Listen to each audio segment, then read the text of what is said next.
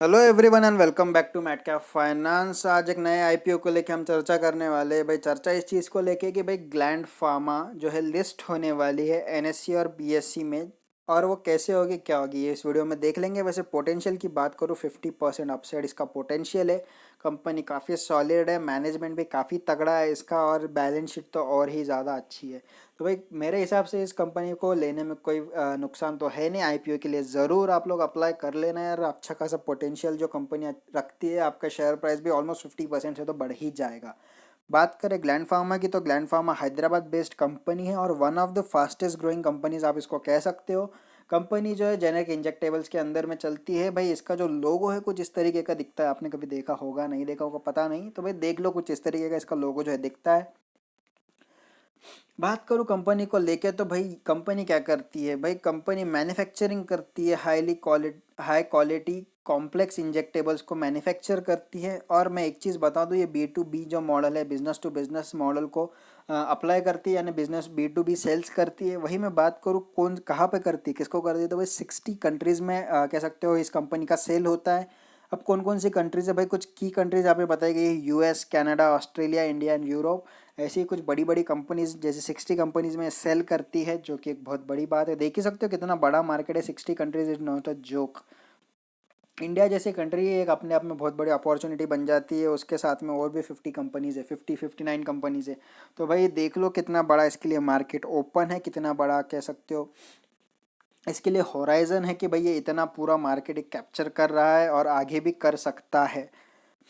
बात करूँ यहाँ पे अगर इनके मैन्युफैक्चरिंग यूनिट्स की, तो 7 रोबस्ट मैन्युफैक्चरिंग यूनिट है, वो भी इंडिया के अंदर में। वही बात करूँ फिनिश फॉर्मुलेशन फैसिलिटीज़ की, तो 4 है यहाँ पे। 22 प्रोडक्शन लाइन्स है, जो कि बहुत बड़ी चीज़ हो जाती है, और 3 APIs है। तो आप देख ही सकते हो कितना बड़ा मैन्युफैक्चरिंग कैपेबिलिटी रखती है ये company. 7 robust manufacturing units, robust यानी कि कह सकते हो तगड़े बड़े वाले, ओके, बड़े वाले मैन्युफैक्चरिंग यूनिट्स हैं इनके पास। बात करूँ कंपनी के स्ट्रेंथ के बारे में, तो भाई इसका जो पोर्टफोलियो इंजेक्टेबल्स के अंदर में बहुत ज़्यादा एक्सटेंसिव है, जो कि एक अच्छी बात बन जाती है। अपने आप में B to B sales models को वो अप्लाई करता है। वैसे इस कंपनी जो इंजेक्टेबल्स बनाती है वो एट द एंड कस्टमर्स के ही पास जाने होते हैं, तो ये इनडायरेक्टली बी टू सी भी करते हैं, ये आप समझ के चलो। क्योंकि भाई ये ए कंपनी है और ये बी कंपनी को बी टू बी में सेल्स करती है, और बी जो कंपनी हो अलग अलग छोटे छोटे जो है सीज को यानी कस्टमर्स को सेल करती है। यानी कि यहाँ पे बी टू बी ये अप्लाई करके चलते हैं। आगे जो कोई भी कंपनीज होंगी, जो रिटेलर्स होंगे, होलसेलर्स होंगे, डीलर्स होंगे, वो आगे बी टू सी सेल्स करते रहते हैं। बात करूँ यहाँ पे अगर मैन्युफैक्चरिंग की, जैसे मैंने कहा स्ट्रॉन्ग मैन्युफैक्चरिंग कैपेबिलिटी है, रोबस्ट फाइनेंशियल ट्रैक रिकॉर्ड है, यानी कि इनका फाइनेंशियल ट्रैक रिकॉर्ड बहुत ही ज़्यादा तगड़ा है कह सकते हो। बहुत ज़्यादा स्ट्रॉन्ग मैन्युफैक्चरिंग सॉरी बहुत ज़्यादा स्ट्रॉन्ग फाइनेंशियल ट्रैक रिकॉर्ड लेके चलती है। और एक चीज़ तो समझ में आ ही जाती है कि भाई एक्सपीरियंस और क्वालिफाइड मैनेजरियल टीम है इनकी।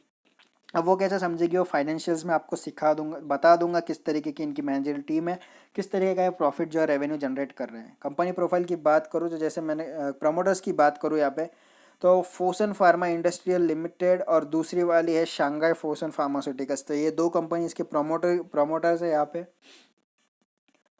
भाई इनका इशू करने का ऑब्जेक्टिव क्या है, मोटो क्या है, क्यों इशू जो है वो करना चाहते हैं, तो भाई इशू इसलिए कर रहे हैं, पहली चीज़ यहाँ पे कि इनको जो है फाइनेंशियल इंक्रीमेंट चाहिए वर्किंग कैपिटल को लेके, ओके। तो यहाँ पे वर्किंग कैपिटल में रिक्वायरमेंट है और ज़्यादा फाइनेंस की, और ज़्यादा कैश की, इसलिए इनको कैश जनरेट करने के लिए, फाइनेंस जनरेट करने के लिए भाई ये आईपीओ जो है लेके आ रहे हैं।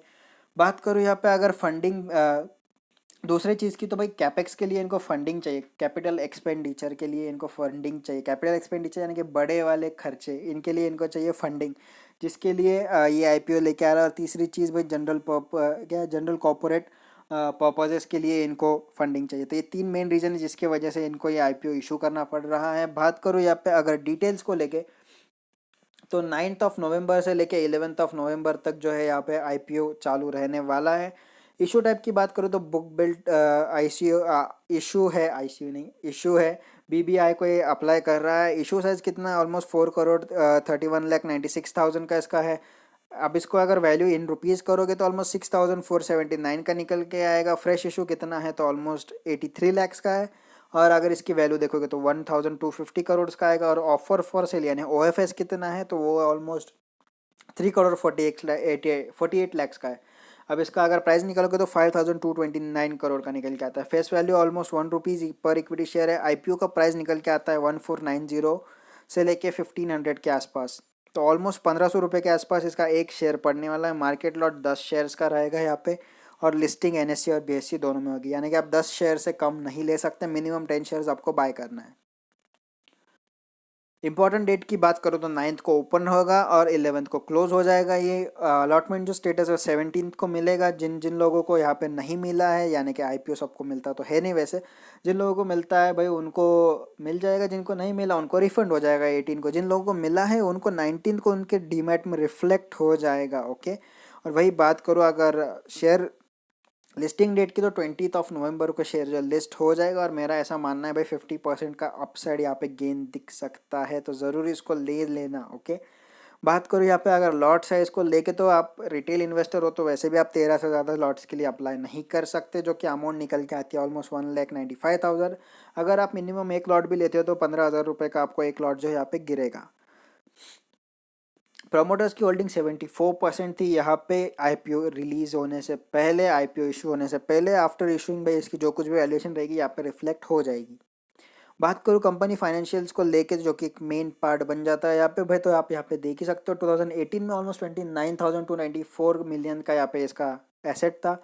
एवरी ईयर यहाँ पे इन्होंने 5 to 6,000 मिलियन से इनका जो है एसेट बढ़ाया है। और ये जो लास्ट वाला वैल्यू आप देख रहे हो ये फर्स्ट क्वार्टर का है, तो आप देखोगे इन दोनों वैल्यूज़ में जितना ये एक साल में एसेट में गेन कर रहा था उतना ही इसने 1 क्वार्टर में गेन किया है, जो कि बहुत सॉलिड चीज़ है। जितना एक साल में एसेट बढ़ा रही थी उतनी ही एक क्वार्टर में बढ़ा रही है, यानी कि आप देख सकते हो कि 4 साल के बराबर ये एक ही साल में गेन कर लेगी अपने एसेट्स को।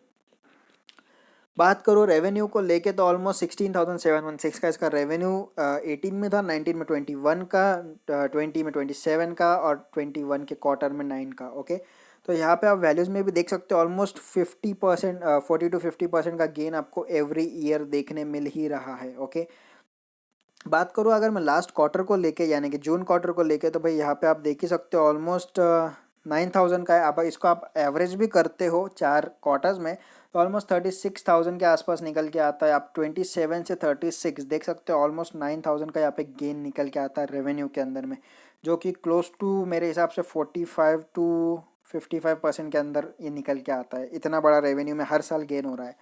वही बात करूँ प्रॉफिट आफ्टर टैक्स की, तो देख ही सकते हो यहाँ पे ऑलमोस्ट 50% का गेन हुआ है, 3,210 से लेके 4,518। वही 4,518 से 7,727 और वही मैं बात करूँ फर्स्ट क्वार्टर की, तो यहाँ पे आप देख ही सकते हो 3,135। अब इसको आप एवरेज करोगे फिर से तो ऑलमोस्ट 12,000 के आसपास इसकी जो वैल्यूज निकल के आ जाती है। तो एवरी ईयर जो है इसका नेट प्रॉफिट भी बढ़ रहा है फ्रॉम 60%। ओके, 50 to 60% इसका जो नेट प्रॉफिट है वो भी बढ़ रहा है। आप कैलकुलेशन करके देख सकते हो कैलकुलेटर लेके भी। इतना बड़ा गेन होराइजन लेके चल रही है कंपनी, तो भाई क्यों ना इसको ले। अब एक चीज़ समझ लो, इसका जो बिजनेस मॉडल है सारी चीज़ें बहुत ही पॉजिटिव है। फाइनेंशियल्स देख लो आप, आपके सामने है।